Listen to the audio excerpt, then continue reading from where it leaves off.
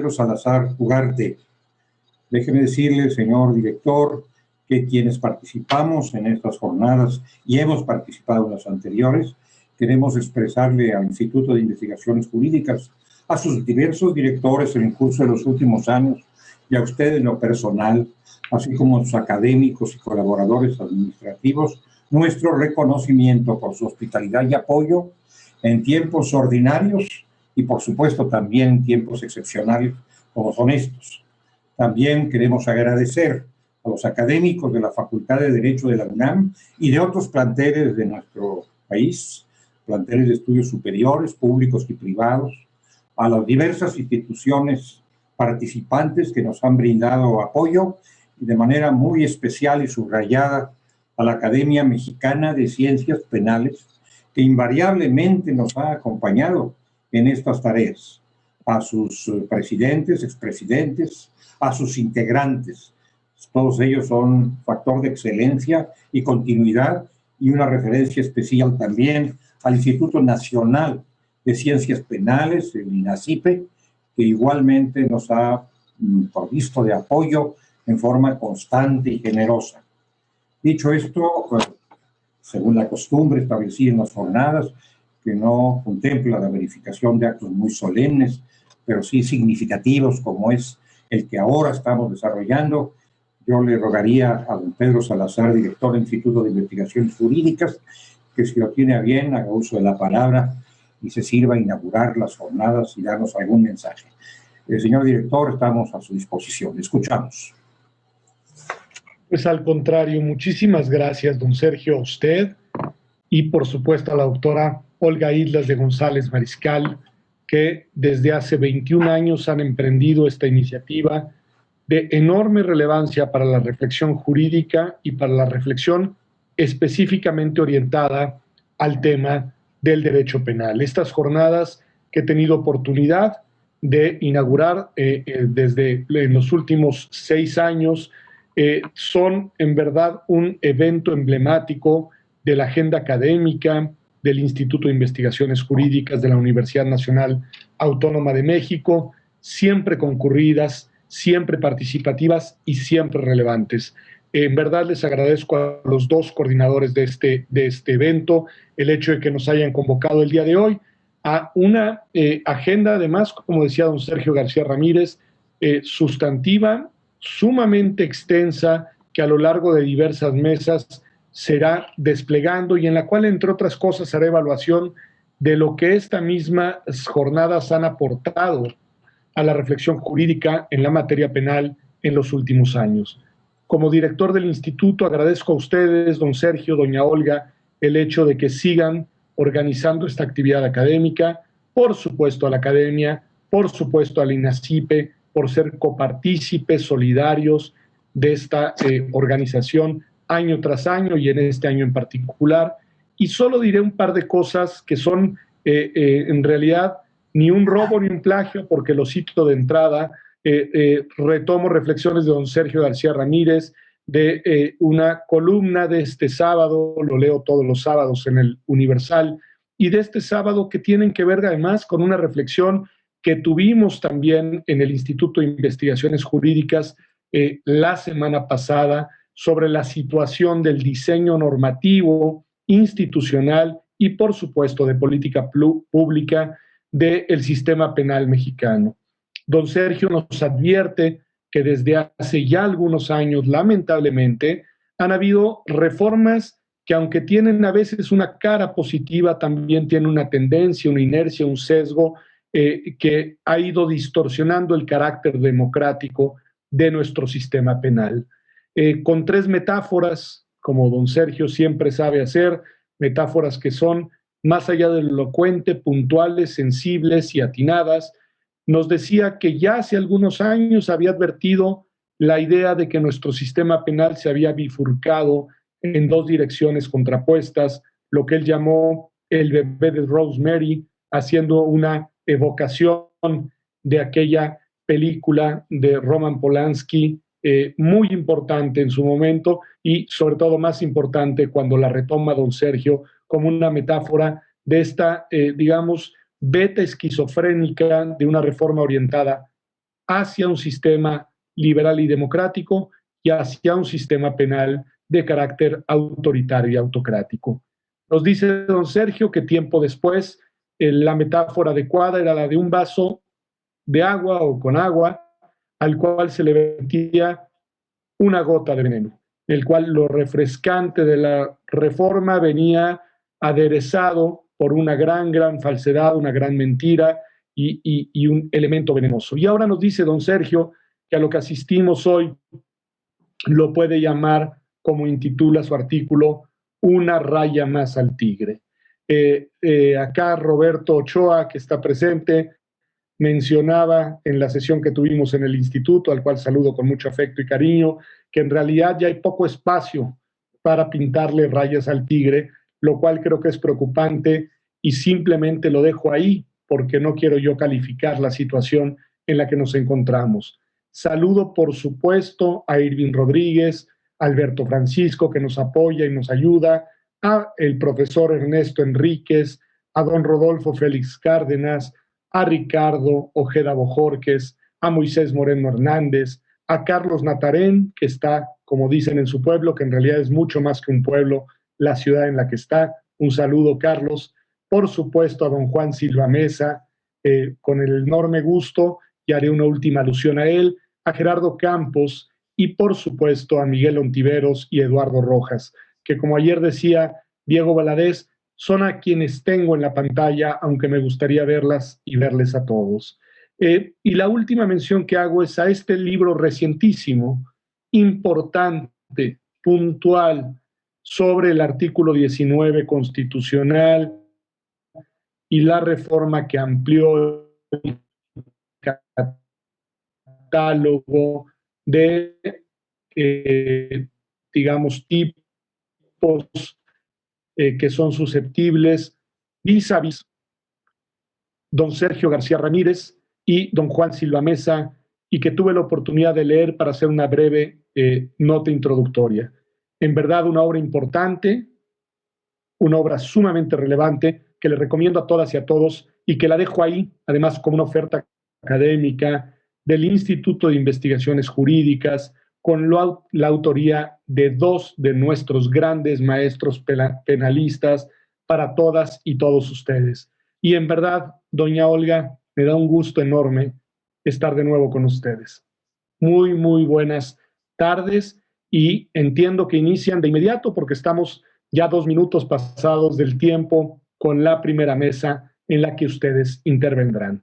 Muy buenas tardes a todas y a todos. Enhorabuena y gracias por ocupar este espacio virtual del Instituto de Investigaciones Jurídicas, que no puede ser presencial en nuestras instalaciones, pero que sigue vigente, presente y, lo que más me importa, incidiendo. Señor director, agradeciendo su participación, que tiene el reconocimiento de doña Olga Islas de González Mariscal y de su servidor, y estoy seguro que de todos los miembros de este panel. Según lo previsto, con esto hemos declarado ya inaugurado el encuentro. Nos ha hecho el honor de formularlo así don Pedro Salazar, y doy la palabra inmediatamente al profesor Eduardo Rojas para que conduzca esta sesión a través de las intervenciones de los participantes previstos en nuestro programa. Muchas gracias. Buenas tardes a todas y a todos. Un saludo en la distancia a todos los que nos están viendo por Facebook. Pues vaya, son 21 años consecutivos de organizar estas jornadas sobre justicia penal a cargo de la doctora Olga Islas de González Mariscal y del doctor Sergio García Ramírez. Y bueno, a pesar de las circunstancias particulares en que se está desenvolviendo esta edición, pues el entusiasmo de ambos hizo que a través de esta plataforma se llevara a cabo esta edición. Y es una edición significativa porque de alguna manera es un ejemplo entre muchos otros de que la Universidad Nacional Autónoma de México no se ha detenido. Pues a pesar de que extrañamos las instalaciones, mientras alumnos, alumnas, investigadores y profesores pues sigamos con nuestra actividad, la universidad seguirá activa. Entonces, de ahí la importancia de esta actividad. Bueno, como mencionó el doctor Sergio García Ramírez, esta mesa se abordarán distintos temas. Estará integrado por el ministro en retiro, Juan Silva Mesa, el doctor Sergio García Ramírez, el doctor Moisés Moreno Hernández y el maestro Ernesto Enríquez Rubio. En primer lugar, tendremos la oportunidad de conocer la opinión del ministro en retiro, Juan Silva Mesa, sobre un tema de gran relevancia que es Estado de Derecho y función judicial. Me voy a permitir dar unos breves datos curriculares. Él fue ministro de la Suprema Corte de Justicia de la Nación entre 1995 y 2015, en donde fue presidente. También fue presidente del Consejo de la Judicatura Federal entre 2011 y 2014. Es investigador honorario en el Instituto de Investigaciones Jurídicas de la UNAM desde 2016 y es profesor de la Facultad de Derecho de la misma universidad desde 1971. Es doctor honoris causa por el Instituto Nacional de Ciencias Penales y miembro de número de la Academia Mexicana de Ciencias Penales. Doctor Juan Silva, tiene usted el uso de la voz. Muchísimas gracias a la presentación y a las palabras de nuestro director del Instituto de Investigaciones Jurídicas, don Pedro Salazar, como siempre generoso. Y qué decir de mis queridos maestros, doña Olga Islas de González Mariscal y de don Sergio García Ramírez. Gracias por invitarme nuevamente ahora en esta versión número 21 de la jornada sobre justicia penal. Y con este tema que me han sugerido, que es el Estado de Derecho y la función judicial. Para privilegiar el tiempo de los demás, voy a iniciar esta participación y para efectos de contextualizar un poco el abordaje de estos temas, en principio haremos sintéticamente una ubicación en la Constitución, en nuestras constituciones, porque este tema del Estado de Derecho y de la función judicial y concretamente de la jurisdicción ordinaria y constitucional, si bien han sido siempre importantes, ahora son en forma sobresaliente de una gran relevancia para la subsistencia y buena marcha de este Estado democrático donde vivimos. Todos nos acordamos y todos decimos a veces que México es la historia de sus constituciones y de sus instituciones. No es exagerado decir que México es su constitución. Asociar al país con la norma fundamental es reconocer que existe un comportamiento nacional. Es una forma de ser y un perfil de nuestra nación. Y nuestra constitución es la reunión y expresión normativa de nuestra historia, de nuestro tiempo y de nuestra realidad, como son todas las constituciones de los estados democráticos. Historia, tiempo y realidad. Así, el siglo XIX en México fue accidentado, por decirlo de alguna manera, en lo constitucional, pues ensayó de todo. Lo mismo probamos federalismo que centralismo, república que monarquía, Estado religioso que Estado laico. Después, llegamos al siglo XX con una revolución armada, cara en términos de paz y carísima en costo de vidas, donde finalmente el constituyente 16-17 se decantó por un proyecto de nación, por un proyecto de país que hasta el día de hoy existe. Este proceso confirmó a la nación como una organización política republicana, federal y democrática, y conoció una gama de libertades y derechos sociales inéditos en su época. Sin embargo, de la revolución, esa revolución armada, también empezamos a aprender institucionalidad, legalidad, democracia.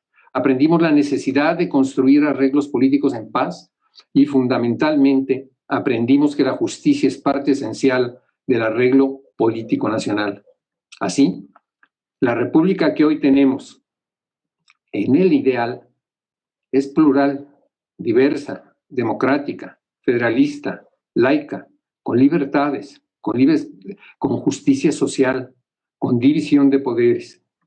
Ha sido receptora de grandes cambios en su devenir constitucional, una revolución social, una revolución política, sus vertientes agraria y obrera, la transición hacia el Estado constitucional de derecho, la judicialización de la política, la internalización del derecho constitucional y la constitucionalización del derecho internacional, los derechos humanos como centro de la actividad del Estado, la maximización de los derechos fundamentales, el Estatuto del Ser Humano Contemporáneo, la construcción a la luz de la Constitución de una nación y un Estado de principios y valores. Ahora bien, las recientes reformas constitucionales en materia de amparo, y decimos las más recientes y no tanto, porque aquí no sabemos si están las reformas de hace una semana, 15 días, 20 días, conforme son los tiempos constitucionales que ahora estamos viviendo, pero esas reformas en materia de amparo penal y derechos humanos inscribieron al país y se siguen conduciendo por este fenómeno en una reformulación, en una redefinición, en una reinterpretación constitucional sobre conceptos básicos, torales para el sistema normativo y jurídico nacional. ¿Para qué? Para adaptar a los nuevos tiempos constitucionales que nos han llevado a leer a la Constitución en forma diferente. Y por citar algunos, hoy se está reconfigurando la soberanía como la aprendimos. Estamos hablando de democracia, estamos hablando de seguridad, estamos hablando de separación de poderes, estamos hablando de jerarquía normativa, estamos hablando de supremacía constitucional, todos en reconfiguración, todos en reestudio, en reelaboración y sobre todo el Estado de Derecho. El Estado de Derecho también no es ajeno a estos cambios. El derecho, el desarrollo del derecho es francamente evolutivo y hay que adecuar el contenido de muchas instituciones y de muchas figuras. De esta expresión Estado de Derecho tan retórica, con tantas acepciones, con tanta utilización, etcétera, pero tan importante y tan ansiada en un Estado democrático para vivir en un Estado de Derecho. Todos quieren Estado de Derecho. Esto es Estado de Derecho, si no, no sería Estado de Derecho, etcétera.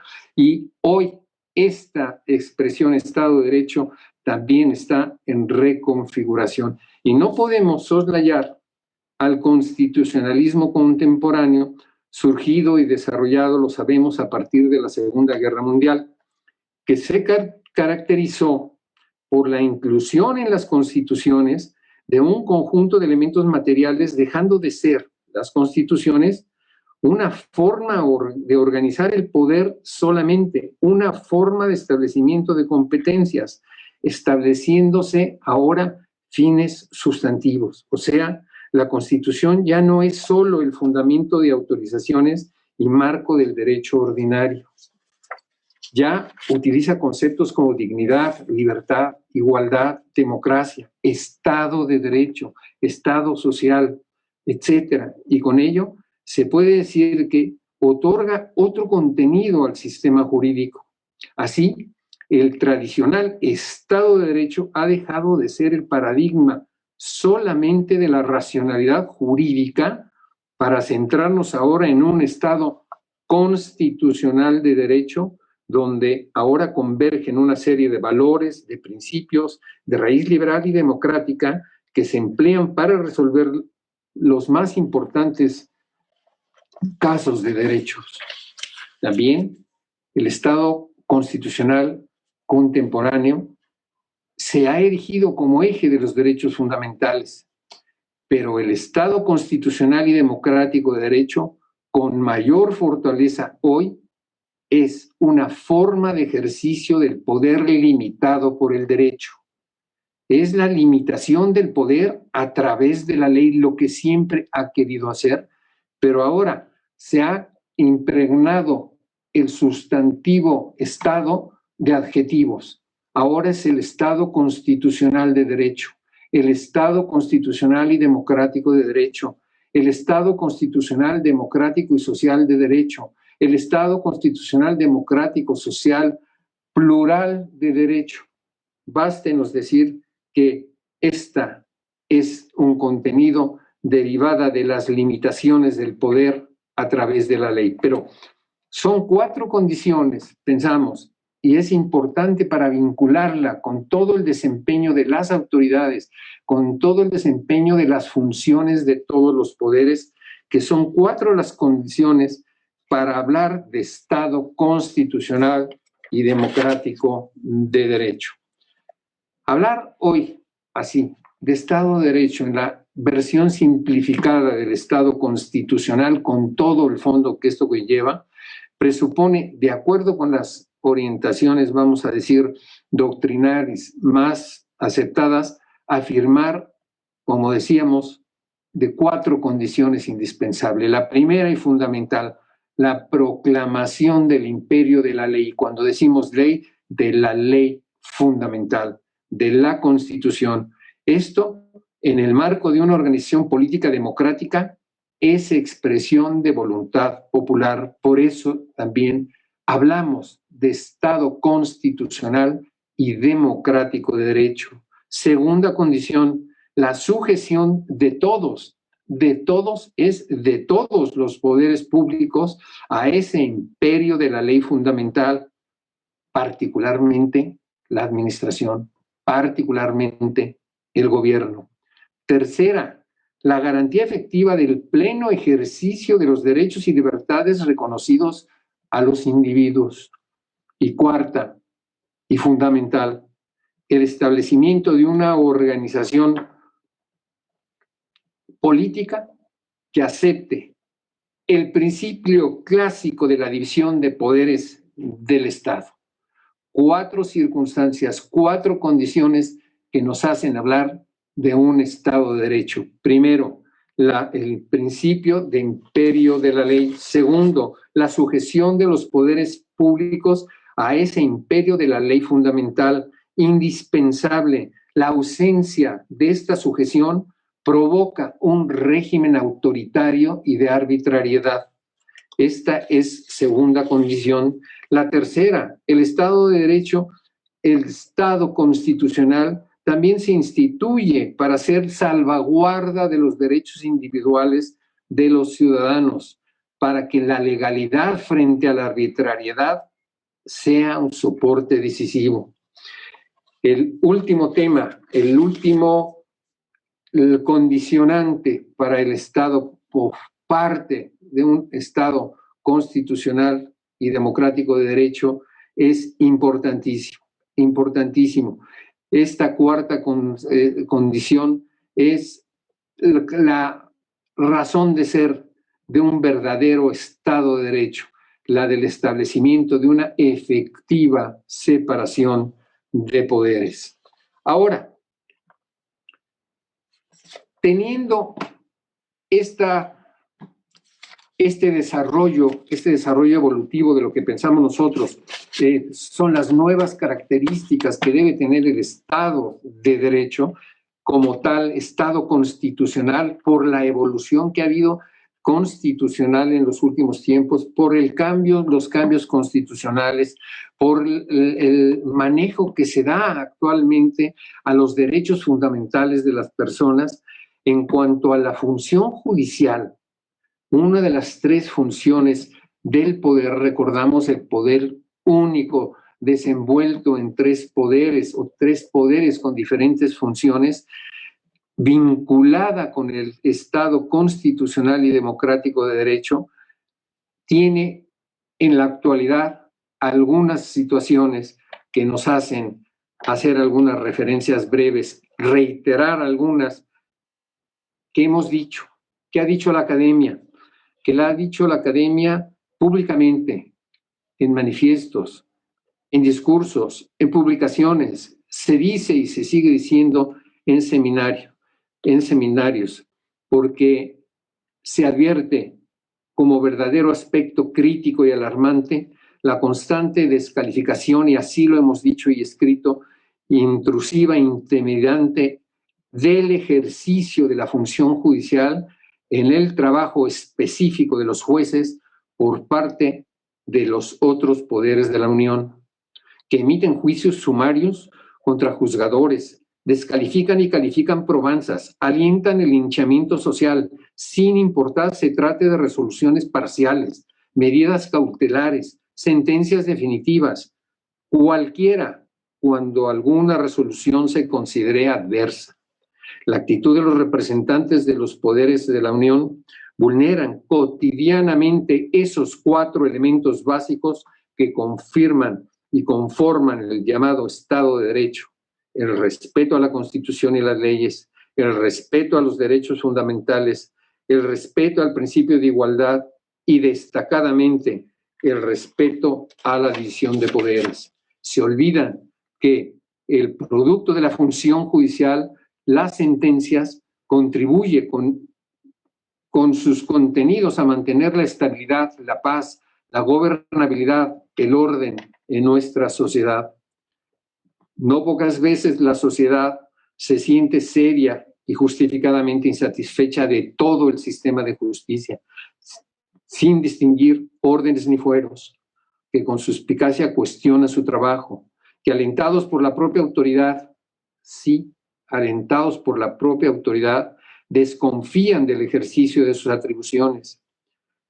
Los jueces, en ejercicio de la función judicial, a ellos corresponde templar exigencias opuestas. La relación con los jueces de la sociedad no termina cuando se emite una sentencia. Toda la resolución es evaluada detenidamente, no solamente por los interesados, a veces por toda la sociedad.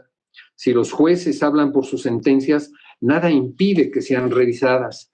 La sociedad hoy exige de todos un cambio. De hecho, no es otro el contexto en que pueden explicarse todas las reformas de hondo calado. El trabajo cotidiano, pues, de la función judicial hoy es necesariamente diferente. La sociedad exige, reclama legítimamente, pero vale la pena preguntarnos, y así lo hacíamos en un texto, ¿qué debe pedir la sociedad a sus jueces en un Estado constitucional democrático de derecho?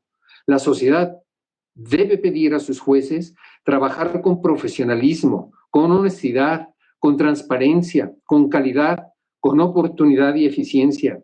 Debe exigir a sus jueces que rindan cuentas de sus actos, que honren los valores democráticos de la Constitución y que, de ser el caso, se haga valer a ella como la ley del más débil. Pero ¿qué es lo que la sociedad y la autoridad no pueden esperar de sus jueces? No pueden esperar del desarrollo de la función judicial. La sociedad no debe esperar de los jueces que atiendan consignas, que obren bajo amenazas, que abdiquen a su autonomía y a su independencia, que resuelvan utilizando criterios ajenos al derecho, que por intimidación o deshonestidad comprometan su criterio, que se debatan juicios en cauces ajenos a lo legalmente establecido, que, violando derechos, convaliden políticas públicas. Eso nunca lo querría la sociedad para sí. Querría un país de leyes, de instituciones, de certeza, de seguridad jurídica, de jueces seguros y confiables, no de percepciones, no de injusticias, no de imputaciones sin fundamento ni prueba. Eso querían, un Estado constitucional de derecho fuerte y confiable, y el ejercicio de la función judicial responsable y comprometido. Muchísimas gracias. Muchísimas gracias, doctor Juan Silva. Qué importante que una persona que hizo tanto por este país a partir del Poder Judicial de la Federación mencione todo y recuerde el papel garante de los derechos humanos del Estado. En segundo lugar, tendrá su intervención el doctor Sergio García Ramírez. Me voy a permitir también leer una pequeña síntesis curricular que, bueno, honestamente todo lo que diga se quedará corto, sobre todo para quienes tenemos la oportunidad de conocer a este señor. Estas palabras no dan cuenta de su grandeza. El doctor Sergio García Ramírez es doctor en Derecho Magna Cum Laude por la UNAM, es investigador en el Instituto de Investigaciones Jurídicas y profesor emérito de la misma universidad. Es investigador nacional emérito del Sistema Nacional de Investigadores y doctor honoris causa por diversas instituciones mexicanas y extranjeras. Fue juez de la Corte Interamericana de Derechos Humanos entre 1998 y 2009, en donde fungió como presidente entre 2004 y 2008. Fue presidente fundador de la Junta de Gobierno del Instituto Nacional de Ciencias Penales y presidente de la Academia Mexicana de Ciencias Penales.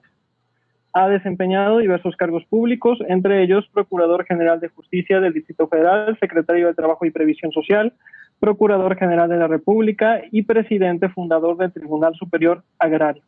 Es autor de numerosos libros y artículos sobre temas jurídicos, políticos y sociales. Doctor García Ramírez, tiene usted el uso de la voz.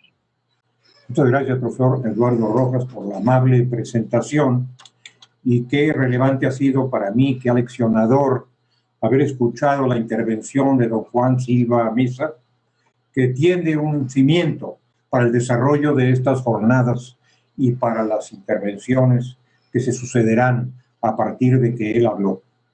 La Constitución, dijo don Juan Silva Mesa, con gran autoridad académica y moral, la Constitución establece la forma de ser y el perfil de una nación. La nuestra nos ha permitido, dice también Silva Mesa, redefinir al país que somos. Una redefinición siempre en marcha, jamás agotada. Los conceptos que él ha vertido, que hago míos desde luego, que suscribo con gusto, nos enfilan en el tratamiento de los temas a los que nos abocaremos en estas jornadas. Me corresponde hablar del tema penal en la Constitución, del sistema penal en la Constitución política de los Estados Unidos mexicanos. Una Constitución aloja valores y principios del sistema penal, en general, de la nación en pleno, pero en particular, lo que ahora nos interesa, del sistema penal. El sistema penal es el límite de los derechos y la garantía más intensa de su protección. Me refiero, por supuesto, a los derechos humanos que integran la porción nuclear de una constitución. Así ha sido en nuestra historia constitucional desde 1814 en Apatzingán hasta 1917 y 2011, ya en un tiempo más cercano al nuestro. La porción orgánica es garantía de los derechos, pero la Constitución tiene el alma cifrada en los derechos humanos, en lo que se ha llamado tradicionalmente la porción dogmática. Estos derechos asociados al sistema penal poseen una enorme relevancia. El sistema penal es el punto de encuentro, lo hemos reiterado constantemente, entre el Estado poderoso, el Estado omnipotente y el ciudadano a menudo desvalido. Lo mismo si es inculpado que si es víctima de un delito. Y es ahí, en este escenario, el escenario penal, donde corren mayor riesgo, quedan en peligro más intenso los derechos fundamentales de las personas. Me agrada citar a algunos de los grandes maestros que se han referido a esta materia y que se mantienen vigentes. Beccaria, uno de ellos, el más grande entre ellos, desde luego manifestó en su obra clásica que para medir el grado de tiranía o de libertad que prevalece en una sociedad hay que revisar su normativa penal. Y Lardizábal, a quien se llamó el Beccaria hispano-mexicano, aseguró, con razón creo yo, que nada interesa más a una nación que tener buenas leyes penales. Nuestro Mariano Otero señaló que el fundamento y la prueba de las instituciones sociales se halla en su sistema penal. Y más recientemente, ya en nuestro tiempo, el ilustre maestro Ferrajoli recuerda que el crisol histórico del Estado de Derecho se halla en la reforma penal del final del siglo XVIII y recuerda igualmente que los costes del crimen y de la justicia penal son similares y en ocasiones mayores los de la justicia penal que los del crimen. Hoy día los juristas se hallan vivamente preocupados por lo que está ocurriendo en muchos espacios del sistema penal. En nuestro desarrollo histórico, a partir de la Ilustración, habíamos visto los pasos ascendentes que nos parecieron seguros e irrevocables del liberalismo y del garantismo penal hacia un derecho penal mínimo. Sin embargo, en una época más reciente, en esta época inclusive, ha habido un giro inquietante, un giro desalentador. Dice Zaffaroni, muy conocido en nuestro medio y en todos los medios, gran penalista de América Latina, que hay un avance muy inquietante contra el tradicional derecho liberal o de garantías. Y manifiesta doña Olga Islas de González Mariscal, la he citado con frecuencia porque me parece que es una expresión muy orientadora, que se avisora hoy un derecho penal máximo, no uno de carácter mínimo, que era el horizonte hacia el que nos dirigíamos.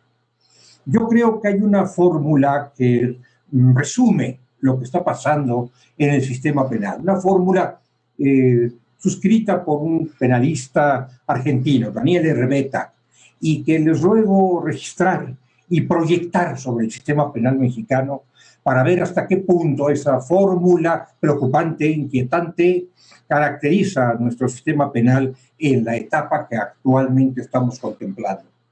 Dice el profesor Herbeta que existe una crisis derivada de la tensión expansiva a que se está sometiendo al derecho penal y que se refleja en el crecimiento y aumento de los tipos penales, un fenómeno muy de nuestros días que contemplamos cotidianamente. En el endurecimiento de las penas, las punibilidades se han exacerbado, se han extremado de una manera irracional, en la creación de nuevos bienes jurídicos que tendrán que ser tutelados a través de los instrumentos penales, en la ampliación de los espacios de riesgo penalmente relevantes en esta sociedad de riesgo, en la flexibilidad de las reglas del derecho procesal penal. Creo que esto consta en el desarrollo más reciente de nuestro derecho procesal penal constitucional y ordinario, en la internacionalización, sigue diciendo Herbeta, del derecho penal y en la relativización, asunto grave, por cierto, de los principios político-criminales de garantía. Este es el paisaje que se traza, que se puede observar en el mundo entero, en buena proporción, no quiero decir en todos los extremos, en buena proporción, y desde luego me parece también en México. Hay que tomarlo en cuenta para analizar nuestro sistema penal, el sistema penal mexicano contemporáneo. Tenemos un constituyente permanente, un poder de revisor de la Constitución muy diligente, motorizado, para usar la expresión de Gustavo Sabrebelsky, que reforma constantemente el orden normativo. Este mapa penal, penal constitucional, que recoge el cuerpo y el alma del sistema penal, donde se depositan las ideas y los órganos, las funciones y sus actores.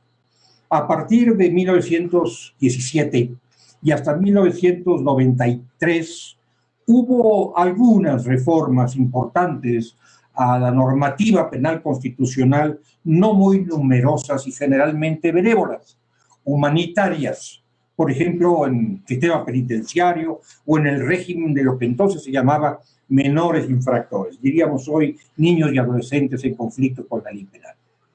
En 1993 inicia lo que yo me atrevería a llamar un furor constituyente en materia penal, con reformas de muy diverso signo, algunas plausibles, no lo niego, no regateo el elogio para estas reformas plausibles, otras opinables, otras sujetas a debate y varias más regresivas o autoritarias. Esos 25 años que han transcurrido, más o menos, desde 1993, son el tiempo de estas jornadas sobre justicia penal. Ha habido en este cuarto de siglo más de 25 decretos de reforma constitucional, no digo reformas precisas, artículos, fracciones o incisos, sino decretos que contienen pluralidad de reformas que tienen que ver directamente o tangencialmente con asuntos penales. En nuestras jornadas, a lo largo de los 21 años que estamos recordando, se han examinado todas las reformas constitucionales y muchas de las reformas secundarias desde diversas perspectivas. Lo han hecho legisladores invitados por el Instituto de Investigaciones Jurídicas, juzgadores, funcionarios del Ministerio Público y de la Policía, defensores de derechos humanos, investigadores de diversos centros, catedráticos, abogados, postulantes, criminólogos, criminalistas y estudiosos de la historia del derecho y de las disciplinas penales. Todo esto se ha revisado a lo largo de estas 21 jornadas. La bibliografía sobre la materia es muy amplia, como nunca. Difícilmente encontraríamos alguna rama del derecho o algún sector del derecho tan visitado por los estudiosos, por los tratadistas, como el sistema penal y particularmente quizá el sistema procesal penal. Yo lo podría abarcar, sería una impertinencia, no tengo ni el tiempo ni las condiciones, el talento, el conocimiento para hacerlo, ese conjunto enorme de reformas que han aparecido en nuestro texto constitucional, algunas de ellas propiciadas por leyes secundarias. Me voy a referir, por lo tanto, brevemente, en forma muy sucinta y abreviada, a algunos aspectos sobresalientes de este tránsito penal que hemos experimentado en los últimos años. Primero, y como aquí se ha dicho, la Ley Federal contra la Delincuencia Organizada, que a mi modo de ver descompuso, descarriló nuestro sistema penal, tanto en aspectos sustantivos como en aspectos adjetivos y ejecutivos. En los sustantivos, por la caracterización que aportó acerca de lo que es la delincuencia organizada, caracterización que luego fue modificada, luego fue reformada, pero se generó una situación grave, incómoda, desagradable, perniciosa en el orden jurídico penal sustantivo. Y luego, por las alteraciones que introdujo en la vía procesal y ejecutiva, reconsiderando el proceso y la ejecución. Llegamos a 2007 y estaban en ese entonces identificados los problemas de nuestro sistema penal. Los que participaron, quienes participaron en el proceso de reforma en 2007-2008, establecieron un diagnóstico muy puntual acerca de los problemas que teníamos entonces. Impunidad, se dijo. Corrupción, se dijo y se sigue diciendo. Incompetencia, la vara está muy baja o muy alta, según se vea. Y envejecimiento normativo. Nos ocupamos del envejecimiento normativo, remozando nuestra ley penal constitucional y secundaria, pero no logramos abatir, no logramos reducir estos fenómenos perniciosos de la impunidad y la corrupción. Lo más grave, lo ocurrió entonces, a mi modo de ver, y se refirió a ello inclusive el director en sus palabras inaugurales, es el desdoblamiento del sistema penal en dos subsistemas con diversas raíces y orientaciones distintas.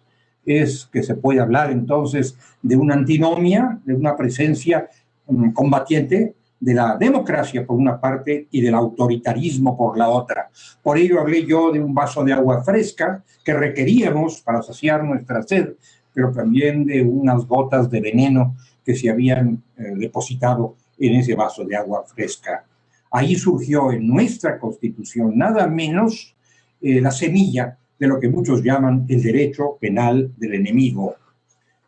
Allí también se estableció el sistema acusatorio que había sido previsto por Venustiano Carranza en 1917, lo ha expresado, lo ha estudiado doña Olga Islas, no se acreditó este impulso a don Venustiano Carranza, sino que se acogió a la experiencia norteamericana, sembrada en un suelo tan distinto del de los Estados Unidos de América, como es el suelo de los Estados Unidos mexicanos.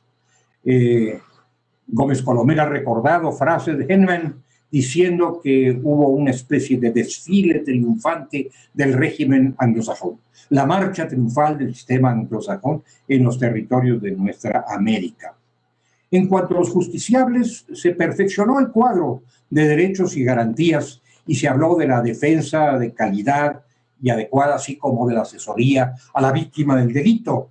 La profesora María de la Luz Lima Malvido, que participará en las jornadas, pues tiene todo lo que hay que tener para decir lo que haya que decir, lo que es necesario decir, a propósito de este avance, de estos progresos o de estos retrocesos en materia de víctimas y victimología. Sin embargo, también entonces hubo una restricción de las garantías para la intervención penal del Estado, de las garantías del individuo, no del Estado, de las garantías del individuo cuando tiene que enfrentar la intervención penal del Estado. Y se dijo en el Congreso Constituyente Permanente explícitamente que debíamos revertir el hipergarantismo, pensando quizá en la necesidad de incorporar un hipogarantismo.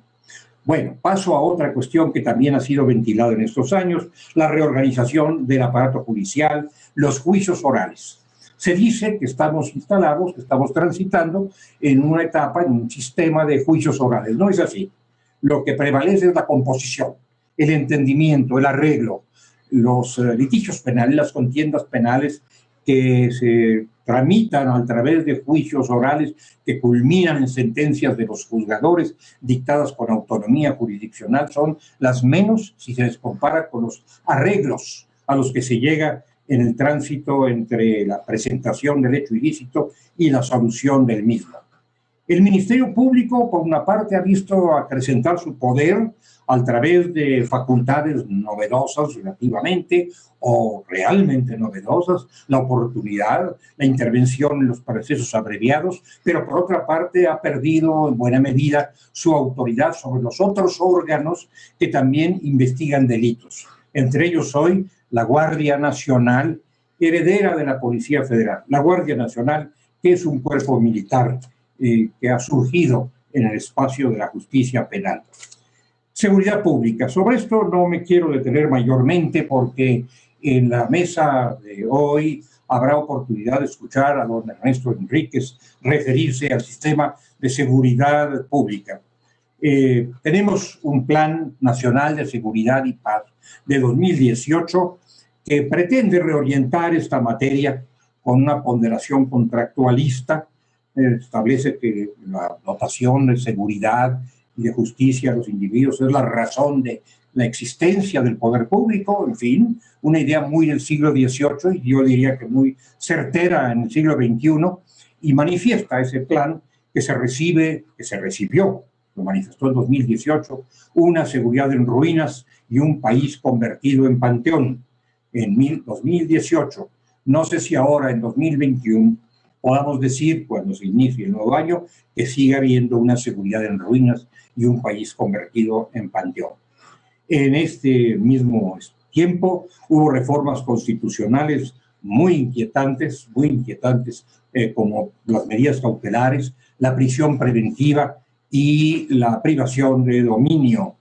Se discutió en el seno de nuestro Congreso, cuando se hizo la reforma de 2019, en torno a dos cuestiones fundamentales, dos cuestiones básicas. Por una parte, cuáles serían los poderes de la Federación y cuáles los de los estados y municipios en materia de seguridad, y por otra parte, en qué manos residiría la seguridad pública, si civiles o militares.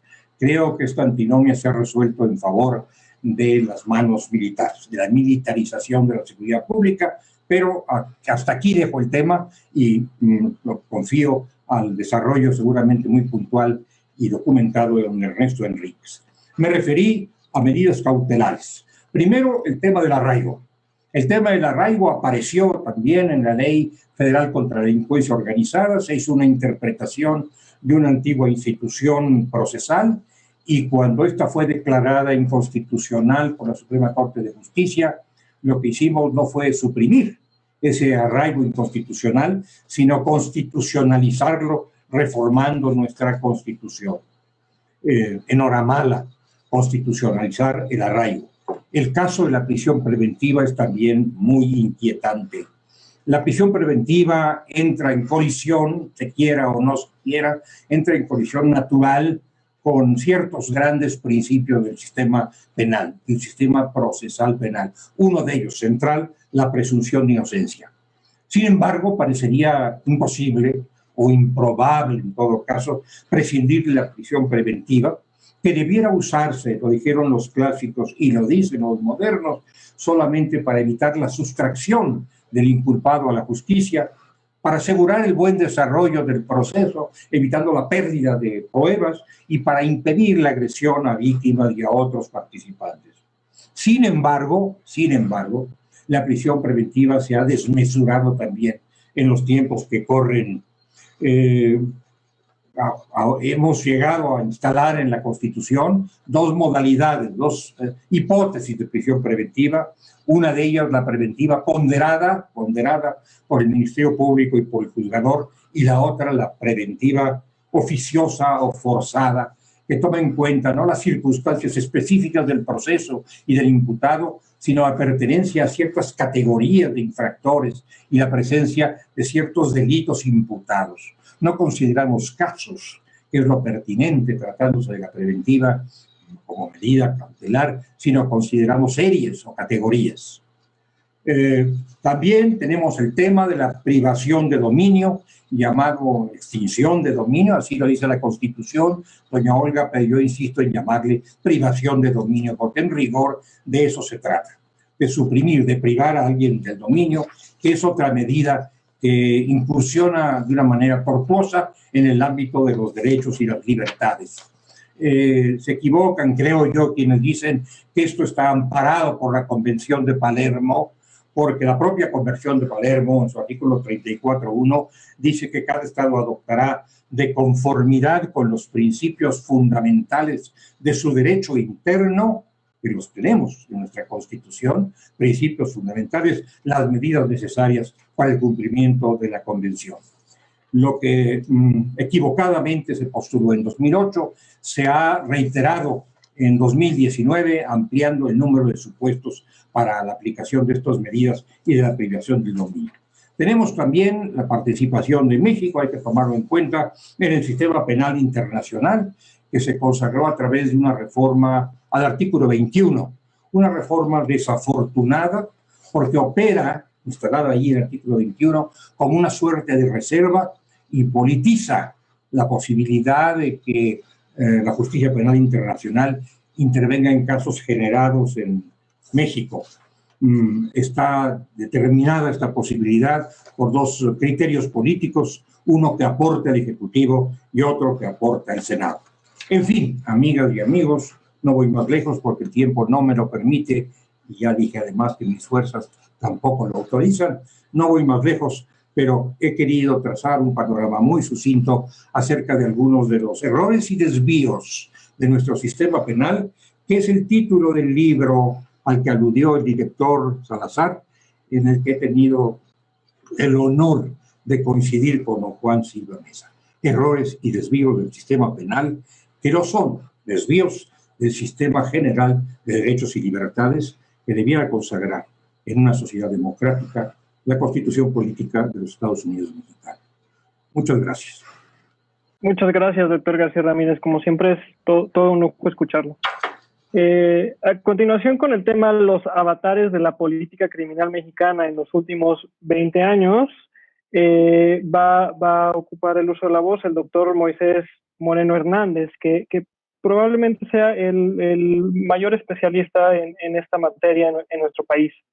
El doctor Moisés Moreno Hernández es egresado de la licenciatura en Derecho por la Universidad Veracruzana.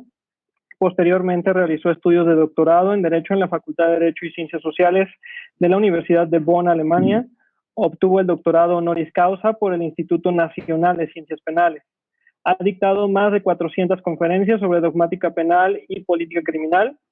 En el ámbito docente ha sido profesor de Derecho Penal y de Política Criminal tanto en la licenciatura como en posgrados en diversas instituciones académicas. Es autor y coautor de publicaciones y artículos en revistas especializadas. Se ha desempeñado como secretario académico del Instituto Nacional de Ciencias Penales y director del Instituto de Investigaciones Jurídicas de la Universidad Veracruzana. También ha participado en diversos proyectos de Código Penal y de procedimientos penales. Se ha desempeñado como subprocurador de control de procesos en la Procuraduría General de la República y subprocurador en la Procuraduría General de Justicia del entonces Distrito Federal. También fue presidente de la Academia Mexicana de Ciencias Penales.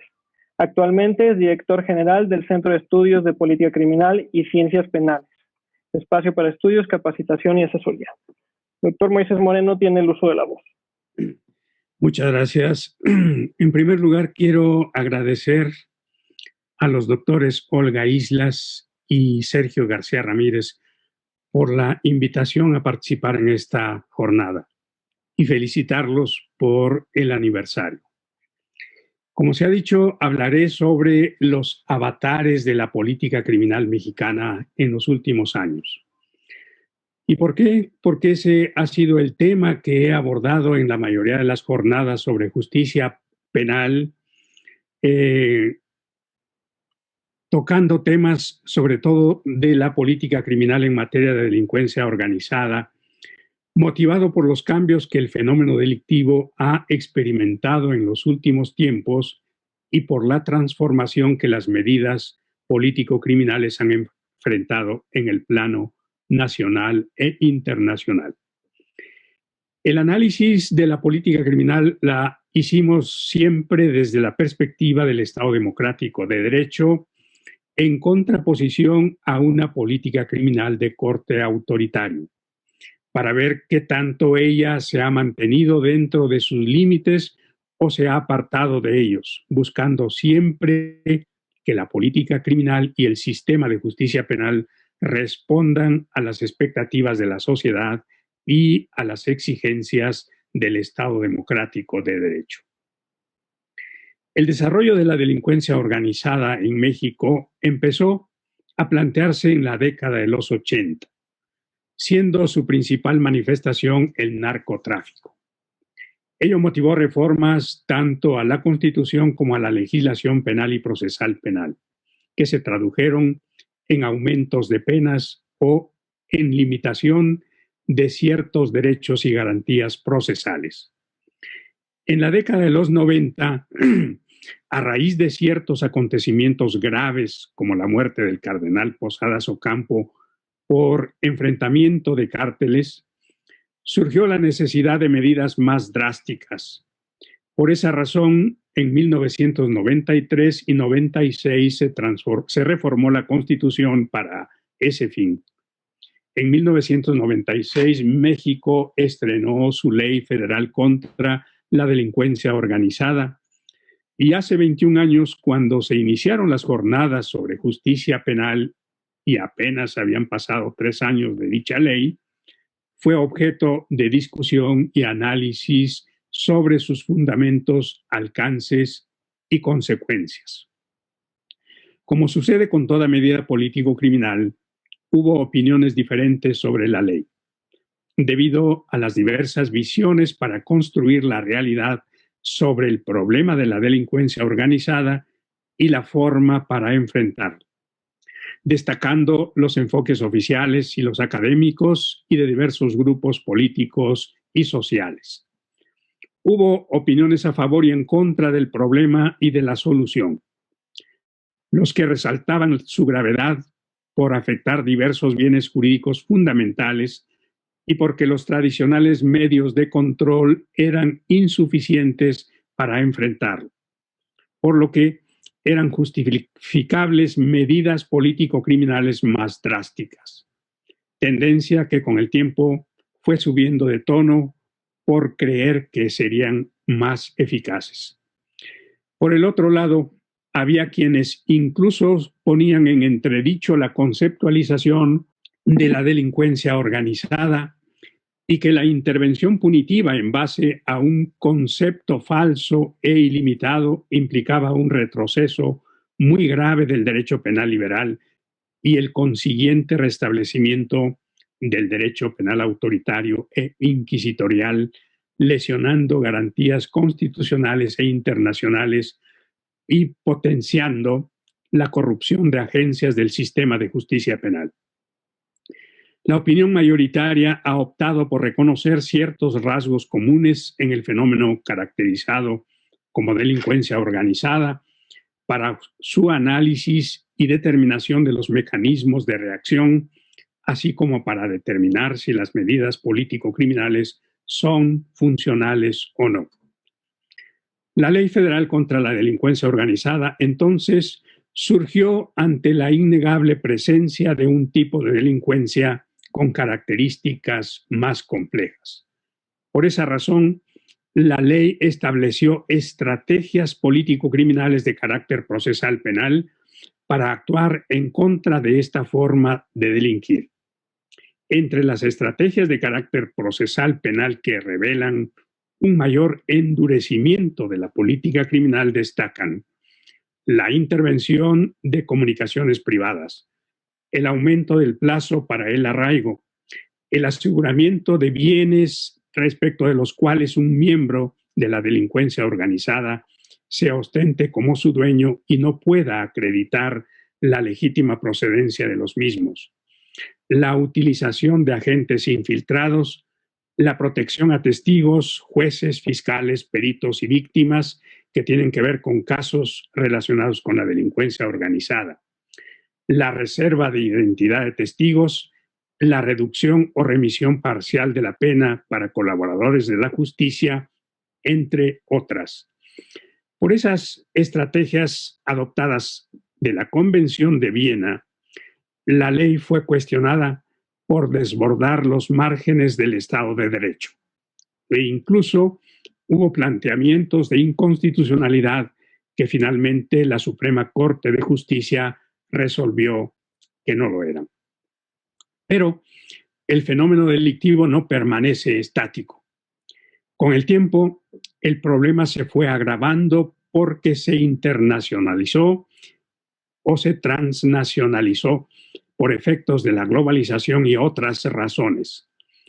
Y esa internacionalización de la delincuencia organizada hizo que también la política criminal y el derecho penal se internacionalizaran, como lo muestra la Convención de Palermo, que se refiere concretamente a la delincuencia organizada transnacional. Con ello, la política criminal represiva se fue endureciendo cada vez más. Este camino de endurecimiento de las medidas penales, seguido en el plano internacional y nacional frente a la delincuencia organizada, ha conducido también a un expansionismo de la política criminal y del derecho penal. En el plano internacional, con motivo del desarrollo de la delincuencia organizada transnacional, pero también por los avances de la ciencia y la tecnología, la tendencia de la política criminal se ha encaminado hacia una mayor expansión y endurecimiento de sus medidas, debido a que se ha permitido anticipar la intervención penal en el ámbito de los peligros potenciales y de los riesgos abstractos, pudiéndose caracterizar a la política criminal como una especie de contrailustración por la erosión de sus principios. Esta tendencia expansionista del derecho penal se manifiesta en la expansión de los tipos penales y de las punibilidades. La idea de elevar a rango de delito autónomo figuras como la tentativa, la instigación o la complicidad, que hasta ahora eran consideradas figuras accesorias, o que también se tipifique y sancione su forma de realización culposa. Lo propio se observa en el plano nacional. No obstante, los discursos que han pregonado la observancia del principio de ultima ratio del derecho penal. Lo único que se ha logrado es que se haga un uso irracional de ciertas medidas, que la justicia penal sea cada vez más selectiva, que no se cumplan los grandes objetivos del proceso penal y que el proceso penal acusatorio y oral se haya fuertemente desvirtuado. Eso mismo se puede decir con relación a la política criminal del actual gobierno, que se aparta totalmente del discurso y no parece contar con opciones, pues la mayoría de las medidas adoptadas no son sino expresiones de un expansionismo penal, como lo corrobora la regulación de la extinción de dominio y el incremento de la prisión preventiva oficiosa, o el convertir en delincuencia organizada conductas que definitivamente no lo son, sin desconocer aquellas que dan la sensación de que lo que efectivamente se quiere es no perseguir y sancionar ciertas conductas relacionadas con la delincuencia organizada, que además de propiciar la impunidad, ahonda en la selectividad y la negociación de la justicia, haciendo a un lado las reglas del debido proceso y las instituciones del sistema de justicia penal. Un derecho penal con una tendencia altamente expansionista y represiva no puede merecer el calificativo de democrático, pues en él los integrantes de la sociedad vivirían bajo el terror penal, como única forma de imponer una convivencia social en el que los derechos humanos no serían un factor determinante para limitar el poder penal del Estado, aun cuando el pretexto sea el de garantizar la seguridad de los ciudadanos frente al delito. La seguridad se convierte así en un concepto simbólico y la inseguridad en un pretexto para el endurecimiento constante de las medidas penales. Tampoco es aceptable la idea de que el delincuente organizado sea un enemigo a vencer y por ello habrá que negarle todo derecho, pues ello implicaría hablar de dos sistemas penales totalmente contrapuestos, uno para la delincuencia común, sustentada en criterios democráticos que parte de la idea de que el delincuente también es una persona cuya dignidad humana y demás derechos no se pierden aun cuando haya transgredido la norma penal. Y otro para la delincuencia organizada, con rasgos autoritarios o totalitarios, en donde el delincuente violento pierde su calidad de persona y se convierte en un mero instrumento o cosa que puede ser utilizado por el Estado para sus propios fines, sin que se le reconozca derecho alguno.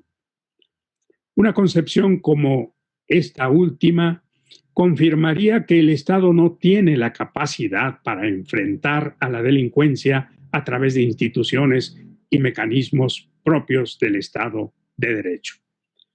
Por razón de lo anterior, se insiste en la necesidad de que el Estado cuente con una política criminal que ofrezca mejores alternativas, sustentada en criterios y principios uniformes de corte democrático, en donde además prevalezca la idea de que el derecho penal es solo el último recurso, atendiendo a sus drásticas consecuencias, y en contraposición a la concepción expansionista debe prevalecer una tendencia reduccionista del derecho penal. Las medidas político-criminales hasta ahora adoptadas no han sido respuestas adecuadas para garantizar una mejor protección a los bienes jurídicos frente al delito. De ahí que desde la primera jornada sobre justicia penal hemos señalado la necesidad de que el Estado mexicano cuente con una política criminal integral y coherente que garantice su funcionalidad. Pero eso no ha ocurrido hasta ahora e incluso podría afirmar que la política expresada en la Ley Federal contra la Delincuencia Organizada se ha ido deteriorando y alejando de sus objetivos. De ahí que, como hace 20 años, se insiste en la necesidad de buscar mejores alternativas, no solo más eficaces, sino que también se ajusten a las exigencias de estados democráticos de derecho. Por ello, se postula la necesidad de observar, con relación a toda reforma a la política criminal en materia de delincuencia organizada, los principios propios de sistemas penales de estados democráticos de derecho. Ahora bien, ¿cuál es o cómo es la política criminal del nuevo gobierno de la República? Como se vio en la penúltima jornada sobre justicia penal, sobre los desafíos en el panorama de la justicia penal en México, ya había un programa de política criminal del nuevo gobierno que anunciaba una nueva tendencia y que más adelante y hasta ahora ha insistido de que se aparta de la política criminal predominantemente represiva y persecutoria de anteriores gobiernos, porque ésta, se decía, ha utilizado la violencia para combatir la violencia, por el uso de las fuerzas más letales como es el de las Fuerzas Armadas, que además ha traído como consecuencia la pérdida de muchas vidas humanas y está plagada de corrupción e impunidad. La nueva política anticrimen se destaca en el discurso, transitará de la meramente represiva y persecutoria hacia una política de pacificación y reconciliación, que no acudirá a la fuerza y a la violencia estatal para combatir la violencia producida por el crimen. Discurso que aún prevalece, aunque con menor intensidad ante la realidad de las cosas, pero que en otros casos se ha abandonado totalmente. En efecto, la original pretensión de distanciarse de la política meramente persecutoria y de represión penal y transitar hacia una de pacificación en la que se propiciaría el perdón, la amnistía, la reducción de penas, entre otras medidas favorecedoras para lograr la reconciliación de la sociedad, en gran medida ha sido abandonada, sin que en lugar de ella haya una estrategia que contribuya a garantizar la protección de los bienes jurídicos contra el frente al delito y por ende que contribuya a vivir en paz.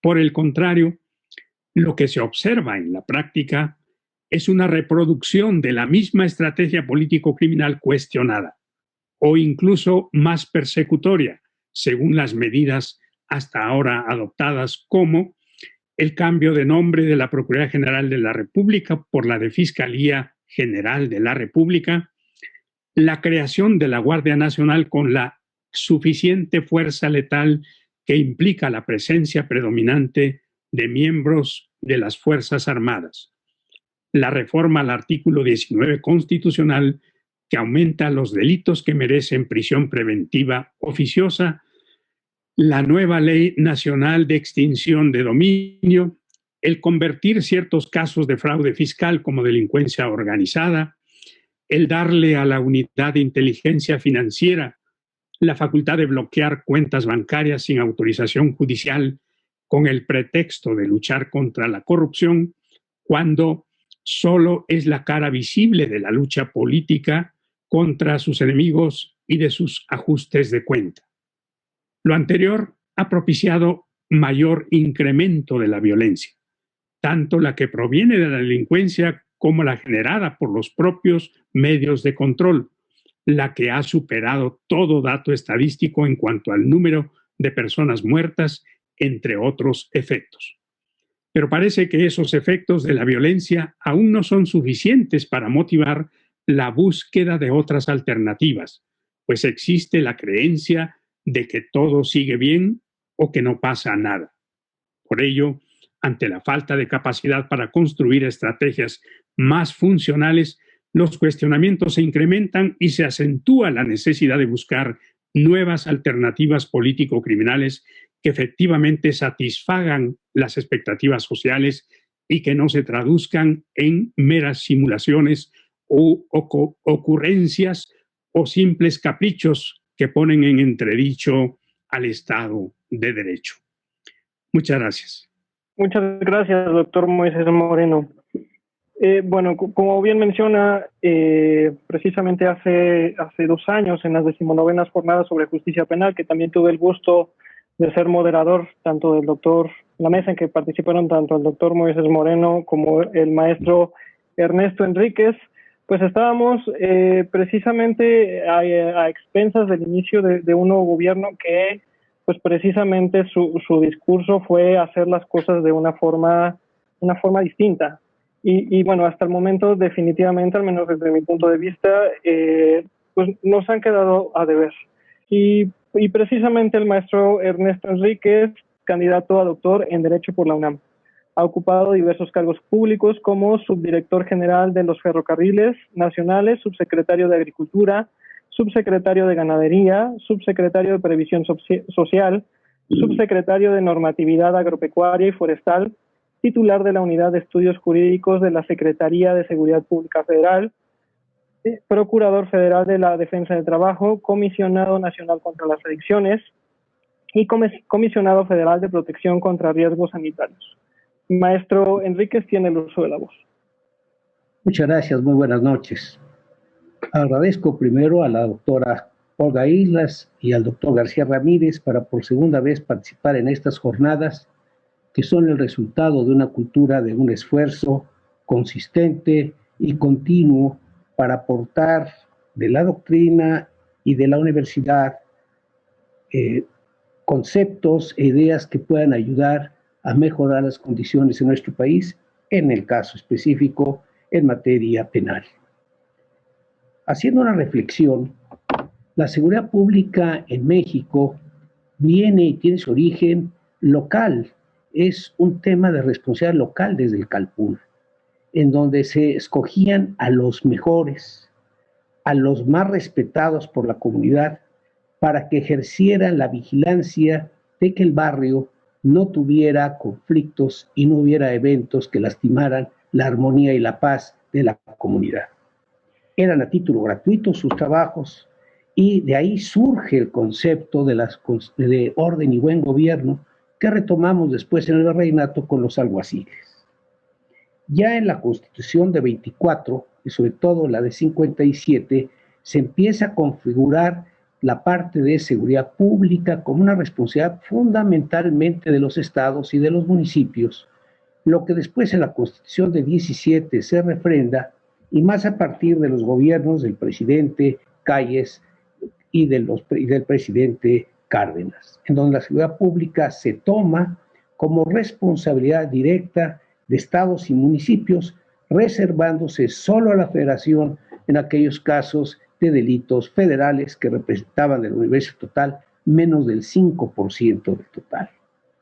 Pero a partir del año de 1983 hay una reforma constitucional en donde se inviste en el artículo 115, fracción séptima, a los municipios de la responsabilidad de la seguridad pública sin matizarla. Y desafortunadamente, sin dejar a las constituciones locales el poder adecuarlas de acuerdo a las modalidades y condiciones tan distintas que hay en los más de 2.500 municipios en nuestro país. Esto, además, fue empujado en el año del 93 y más en el año de 1997, final del siglo, cuando el gobierno federal empieza a tomar un papel protagónico en lo que entiende como seguridad pública, al crear la entonces Policía Federal Preventiva, producto de la fusión de la Policía Hidráulica, la Policía de Caminos, la Policía Forestal, más 10,000 miembros o integrantes de la Policía Militar y Policía Naval. Es importante distinguir que en materia de inmigración no se incorporó esta función por considerar que la materia migratoria es de obediencia de disposiciones de orden normativo, no criminal, y por lo tanto se hablaban de agentes migratorios. Y la Secretaría de Hacienda, que siempre se opuso a que la Policía Fiscal pasara a esta nueva organización. Pero es a partir de los resultados que fueron agravándose fundamentalmente por presiones del exterior, por el problema de narcotráfico, tráfico de armas y desde luego el trasiego de drogas, que fue convirtiéndose un problema de seguridad pública en algo más de tipo de seguridad nacional y se empezaron a trastocar los conceptos entre seguridad nacional, seguridad interior y seguridad pública, privilegiándose la presión internacional para convertir problemas fundamentalmente de violación de normas de carácter que tenían sanción penal e instrumentos de organizaciones que podían hacerlas cumplir para convertirlo en una presión de un acto de fuerza y transformar lo que es la protección de vidas y de bienes que la policía debe de tener siempre en mente, tanto el agresor como el afectado, a una visión de combate al enemigo, en donde lo que importa es destruirlo y tomar independientemente de las violaciones que pueda haber a los derechos humanos. Así, México fue cayendo en un modelo que fue conculcando permanentemente las atribuciones de los municipios y de los estados, y por otro lado, asumiendo la federación a través del uso de la fuerza como principal reactivo, poniendo una participación contrariando el espíritu del 29 constitucional y a pesar de la intervención de la Corte, interpretación que hizo él mismo, dándole a las Fuerzas Armadas un papel cada vez más protagónico. ¿Qué pasa con la seguridad nacional? La seguridad nacional, en el concepto tradicional y de acuerdo con las convenciones de Ginebra, implica la irrupción de un Estado en otro Estado que pone en riesgo su patrimonio, sus territorios, sus instituciones o su gente. Y se considera como seguridad interior cuando esta irrupción es dentro del territorio y que puede poner en riesgo a las instituciones o una región del territorio, y dejando a la seguridad pública lo que es cuidar y preservar la integridad física y los bienes de las personas. Pero no solo esto, sino además hacer la prevención del delito, tener un sistema penal, en este caso acusatorio, que parta del principio de presunción de inocencia y que la cadena de custodias fundamentalmente para detonar todo el proceso de revisión de la actitud de las personas, en donde la reinserción social, en donde la reparación del daño, el resarcimiento es parte integral de la seguridad pública y no como un apartado más como está pasando en nuestro país. ¿Qué está sucediendo hoy?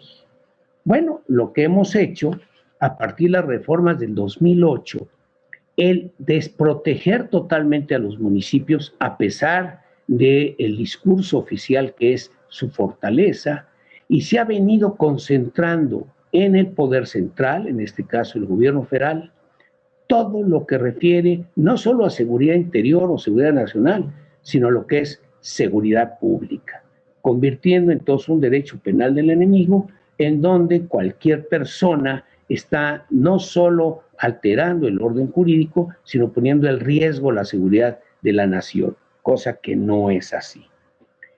¿Qué pasó? A través de leyes generales que tienen sustento en el 73, fracción 23 de la Constitución, empezamos en aquellos regímenes de concurrencia que nuestra Constitución establece, uno de ellos es la educación, otro es de salud y desde luego el de la seguridad pública, a legislar, y en donde la ley general, en lugar de hacer distribución de materias administrativas, empezó a tomar distribución de competencias y aún más de jurisdicciones. Y leyes secundarias, como en este caso la Ley General de Salud o el Código Federal Penal, establecieron tipos delictivos, como es el caso del narcomenudeo, atribuyéndole la corresponsabilidad a los municipios cuando constitucionalmente estos no tienen atribución alguna en la materia, porque está reservada a la federación. Sin embargo, al entrar los municipios a ser coadyuvantes en materia de narcomenudeo, rompimos todas sus estructuras sin que estuvieran preparados para poder atenderlas. Hoy no lo están. El 50% de la policía mexicana, local, no tiene terminada su preparatoria, sus percepciones promedio son menores de 6,000 pesos, no tienen equipamiento, no tienen forzamiento, porque fueron creadas para otras cosas, que es garantizar el orden y buen gobierno en el municipio o en el ayuntamiento correspondiente.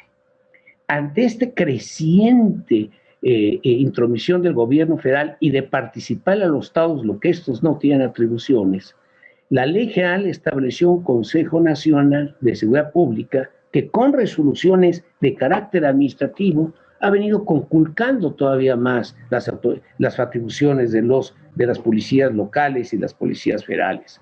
Es el Consejo el que distribuye los recursos para fortalecer, para capacitar, para formar, para reclutar, y siempre se privilegia en una primera instancia la reacción federal, llámese Policía Federal Preventiva en su momento, o posteriormente la Policía Federal, la Gendarmería y ahora la Guardia Nacional. En todos estos casos, se ha venido privilegiando cada vez más en forma creciente la formación militarizada y no la formación de policía de las instituciones responsables de la seguridad en nuestro país. ¿Qué hemos hecho en los últimos años? Primero voltamos al exterior. En el exterior volteamos y entonces nos llamó mucho la atención aquello que en Nueva York, el alcalde Giuliani, hoy tan en entredicho en materia electoral en los Estados Unidos, cuando sacó su política de las ventanas rotas. en donde ejemplificaba que un vehículo estacionado en la calle, si se le rompía una o dos ventanas, esto inducía a los paseantes a entrar y saquear al vehículo, por lo cual había que tener una policía firme de cero tolerancia.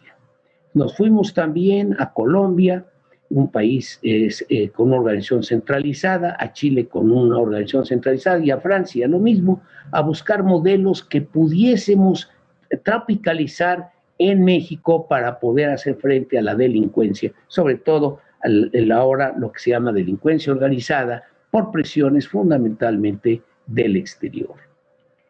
¿Qué pasó?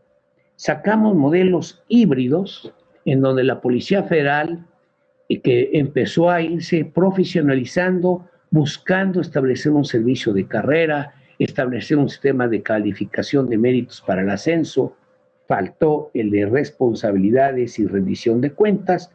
Poco a poco le fuimos sustrayendo atribuciones para pasárselas al ejército mexicano y a la Marina Armada de México. En este proceso fuimos descuidando lo que estaba haciéndose en nuestro país con resultados realmente importantes. ¿Dónde? Tenemos los ejemplos en Ciudad Juárez en el año en 2010, posteriormente en Monterrey en el 2010, 2011, y desde luego diría en La Laguna, en Mérida, y ya muy recientemente lo que está pasando ahora en Nezahualcóyotl y en Ecatepec. ¿Qué pasó en estos lugares? En estos lugares, en Ciudad Juárez, los feminicidios en forma creciente y sobre todo la matanza de veintitantos jóvenes sin razón que hubo en el 2010 y que llegó a la movilización social de Todos Somos Juárez, llevó al gobierno federal a dejar el modelo de la introducción de la Policía Federal y del Ejército para darle una participación activa a las fuerzas locales. Y así se reunieron en la sociedad civil, que aportó recursos importantes, con las autoridades para primero tener indicadores que fueran consistentes para todos. Después, establecer un sistema de monitoreo por cuadrantes para detectar cuáles eran las colonias de mayor riesgo, cuál era el comportamiento de la población, qué medidas de prevención del delito, qué medidas de rescate de zonas, qué manera de proteger a los jóvenes y niñas que estaban sufriendo los embates de la delincuencia, y después cómo profesionalizar la policía local, fundamentalmente la local, bajo los principios, uno, que sea un servicio de carrera, es decir, que su ingreso busque estándares superiores a la secundaria o a la preparatoria, es decir, de preparatoria a nivel profesional. Dos, darles un permanente horizonte de crecimiento personal, de protección social a sus familias y a ellos para que puedan desempeñarse con tranquilidad durante toda su trayectoria dentro de la policía. Segundo, el darles una profesionalización a través de un programa de educación continua, favoreciendo no solo la educación de ellos, sino también de la sociedad en la que se desarrollan, fundamentalmente en este caso sus hijos.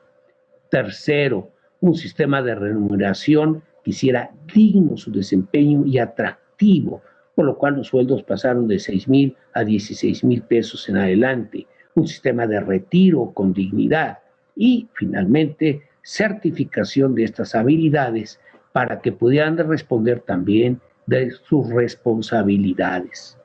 Este modelo en donde la participación de la sociedad y las autoridades locales, estatales y federales se dio, llevó a abatir dramáticamente los índices, fundamentalmente de homicidios violentos, robo a casa, habitación, robo a transeúnte, extorsión y secuestro en forma dramática, repito, en Juárez, en Monterrey y en el ejemplo más acabado es en La Laguna, en donde además se establecieron otros elementos adicionales, desde luego la prevención social del delito, la participación ordenada de la sociedad, el fortalecer el sistema penal acusatorio, el reformar totalmente su sistema penitenciario, la preparación de los custodios, el respeto a la ley y sobre todo el evitar la impunidad, que es la madre de la corrupción.